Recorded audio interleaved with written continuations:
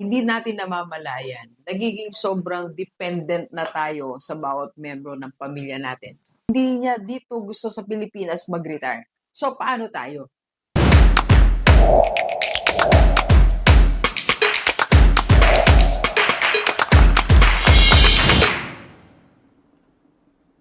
Okay, Gilibers, pag-usapan natin, bakit nga ba hindi dapat gawing retirement money or retirement package yung mga anak? Let's go, let's go.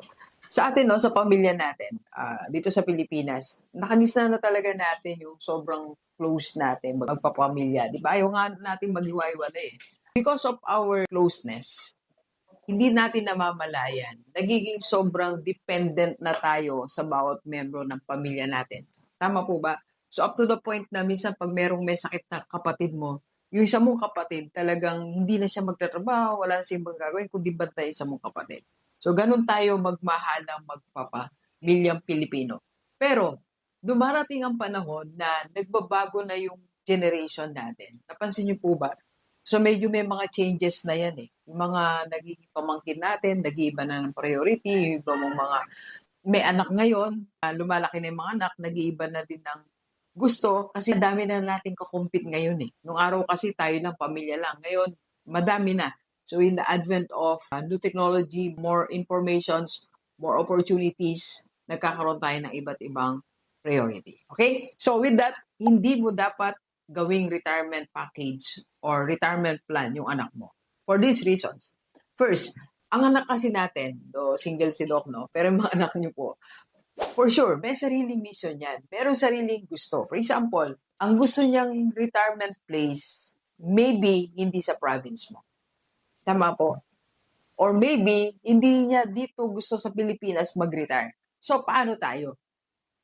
Ayaw niya pala dito bumalik. Gusto niya pala doon stay or mamalagi doon sa kabilang probinsya, dito sa lugar na to. Eh, tayo naman umaasa na pagtanda natin, uuwi sila at kasama nating tatanda. Eh, may sarili siyang mission.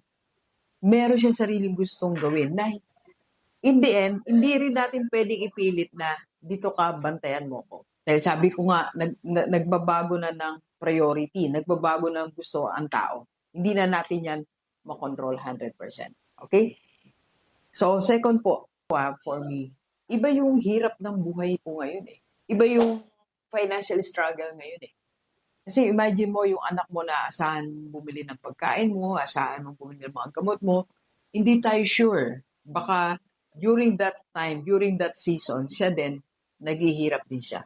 Mahirap din pinagdadaanan niya. Alright? And number 3, ito for me personal ko itong pananaw. Retirement is your personal responsibility. Lahat tayo, kahit bata ka pa ngayon, ang retirement natin, sarili natin yan. Kumbaga, parang at the end, kahit gaano ka kadaming pinag-aral, tinulungan, yung retirement mo, personal responsibility mo pa rin yan. Yung paborito mong anak, hindi niya pa rin yan responsibility. Yung paborito mong pamangkin, hindi niya pa rin yan responsibility. It's a personal responsibility. Pero don't get me wrong po, hindi masama na tumutulong tayo sa mga pa-retire or retired. Kasi talagang ganun eh. Inherent na sa atin yun eh. Pero yung asahan sila 100%, yun ang hindi natin dapat ina-expect. Okay? So to add with that, ito po pag inasahan natin yung anak natin na take charge sa atin, sa retirement natin, ang nagiging problema po dito, nagiging cycle sa pamilya ang financial dependency. So napansin mo ba, kahit hindi sa retirement, nasasanay tayo na may sumasagip sa atin financially. Nasasanay tayo na pag nagpaaral ka ng anak, tutulong sa'yo. Nasasanay tayo na pag nagkasakit yung anak mo, may tutulong kang kapatid. So, nagiging cycle siya. So, at least sa atin, mag-break yung cycle ng 100% or full financial dependency. Pwedeng manghingi ng tulong, pwedeng tumulong, pero hindi 100%. So, anong gagawin natin ngayon, Doc? Anong gagawin natin dahil hindi pala dapat na maging retirement ko yung aking parents. So, ang gawin po natin ngayon, sa atin pong lahat, no, maging laman ng vocabulary natin, yung this is for my retirement. So mula ngayon, kahit 30 ka pa lang, 40 or maybe 50 ka na, lagi nating iisipin, merong retirement life. Yung career natin, maybe natatapos yan. Pero yung retirement life, hindi natin pwedeng, hindi daanan yan kung buhay pa tayo. Dadaanan talaga natin yan. So, because of that, I want to first, gusto ko maging culture na natin yung rule of 20%. Ano yung 20% to? Ito yung bawat kinikita natin, si 20% nasa retirement o retirement mo yan. Yes, sa una, kasi pinapractice din yan nito, no? Nahirapan tayo sa una, pero pag inisip mo pagtanda mo, lalo po ako, no, single, talagang, sa gusto mo, comfortable or not, mag-ipon ka talaga ng 20% for your retirement. Okay? So, rule of 20% for your retirement. So, in preparation, kasi hindi lang naman pera yan, di ba?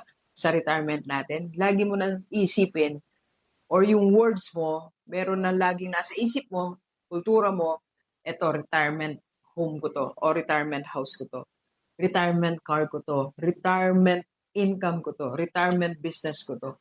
Si retirement, part na siya ng planning. Okay? So, sa lahat ng mga followers ni Doc, na kasing edad ko, hindi pa late. So, dapat nakakapagre-retire ng retirement income natin, retirement business. Eh, Doc, paano? Simple lang ako o late na ako.